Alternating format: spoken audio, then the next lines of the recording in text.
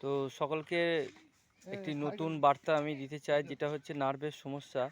এই যে কাকাবাবুর, আপনার নাম বলুন। মানদাস। কি দাস? মানদাস। কোথায় বাড়ি? ফুসরি। পুষ্টরি। আচ্ছা, আপনার কি কি সমস্যা হতো একটু বলুন। আমার হাতের সমস্যা, মানে বলুন। হাতের সমস্যা ছিল হুম। আর শ্বাসকষ্ট।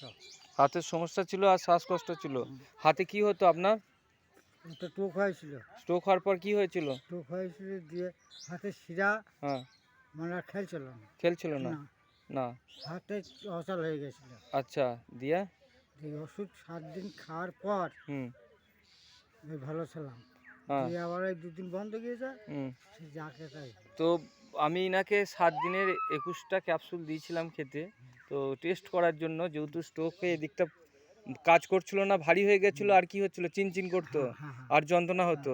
ঠিক আছে, তো 7 দিন খাওয়ার পর উনি এত সুন্দর একটা রেজাল্ট পেয়েছে। তো কাকু, আপনার মতো যারা স্ট্রোকে এরকম হাতটা প্যারালিসিস মতো হয়ে গেছে, আমি মানে সেই যারা এরকম কষ্টে ভুগছে তাদের উদ্দেশ্যে কি বলতে চান?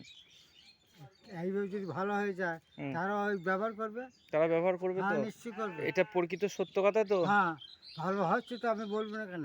আমি যা কষ্ট পেতাম হ্যাঁ। তার থেকে তো আমি নির্ভর হয়ে গেছি। ঠিক আছে, অনেক ধন্যবাদ আপনাকে।